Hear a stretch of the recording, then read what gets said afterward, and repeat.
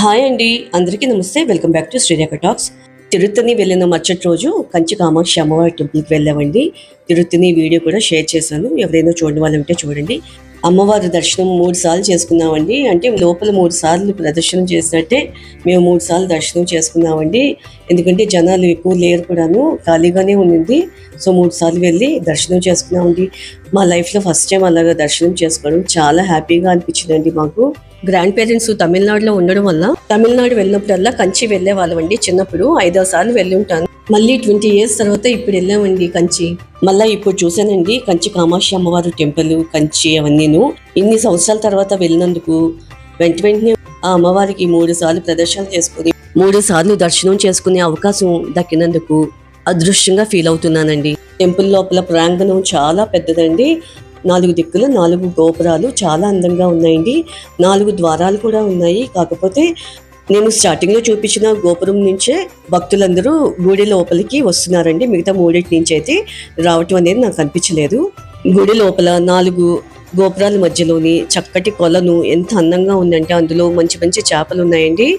చాలా ఫిషెసే ఉన్నాయండి. కాకపోతే ఎండ రిఫ్లెక్షన్కి వీడియోలో క్లియర్గా క్యాప్చర్ చేయలేకపోయానండి. కొలం దగ్గరికి వెళ్ళి చూద్దామంటే గేట్స్ క్లోజ్ చేస్తున్నాయి, నాట్ అలౌడ్ అని ఉంది. కామాక్షి అమ్మవారి దర్శనం అయిపోయినాక బంగారు బల్లిని కూడా తాకి దర్శనం చేసుకుని వచ్చామండి. ఈ ధ్వజస్తంభం దగ్గర నుంచి 10 అడుగుల దూరంలో వచ్చిన భక్తులందరికీ మజ్జిగ సప్లై చేస్తున్నారండి ఫ్రీగా. టెంపుల్ కూడా చాలా నీట్ గా మెయింటైన్ చేస్తున్నారండి. చాలా బాగుందండి. ఎక్కడికక్కడ రెనోవేషన్ లో ఉంది. ఒక విషయం చెప్పాలండి, తమిళనాడు టెంపుల్స్ లో కుంకుమ విభూది మగవాళ్ళకైతే నుదుటిన పెడతారండి, ఆడవాళ్ళకైతే అరచేతిలో వేస్తారు. ఇలా వేసిన విభూది కుంకుమ తీసుకెళ్ళడానికి వీలుగా పేపర్ కట్ చేసి ఇలా పీసెస్ పెడతారండి. అక్కడ నాకు ఒక అలవాటు ఉందండి, వైట్ పేపర్ ని 4-5 పీసెస్ లాగా చేసి ఇలాగా కట్ చేసి పెట్టుకునే అలవాటు ఉంది. మనం టెంపుల్కి వెళ్ళినా విభూది కుంకుమ పసుపు ఇలాంటివి ఏమైనా పేపర్లో వేసుకోవాలనుకోండి, పేపర్స్ వెతుక్కునే పని లేకుండా 4-5 పేపర్స్ నా హ్యాండ్ బ్యాగ్లో పెట్టుకునే అలవాటు ఉంది.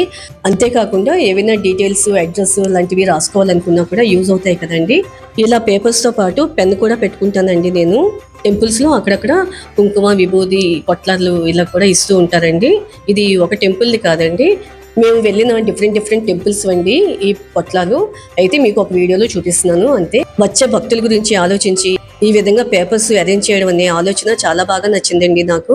మేము హైదరాబాద్ లో ఉంటున్నాం కాబట్టి లోకల్లో ఉండే టెంపుల్స్ కి వెళ్తూ ఉంటాం కదండి అప్పుడప్పుడు. సో నేను కూడా ఇలాగా పేపర్స్ కట్ చేసి అరేంజ్ చేద్దాం అనుకుంటున్నానండి. ఈ ఐడియా నచ్చితే కనుక మీరు కూడా ఇలా చేయండి. పెద్ద ఖర్చుతో కూడుకుంది కూడా కాదు కదండి. ఈ వీడియో నచ్చితే లైక్ చేసి మీ బంధువులకి ఫ్రెండ్స్ కి షేర్ చేయండి. సబ్స్క్రైబ్ చేసుకుని సపోర్ట్ చేయండి.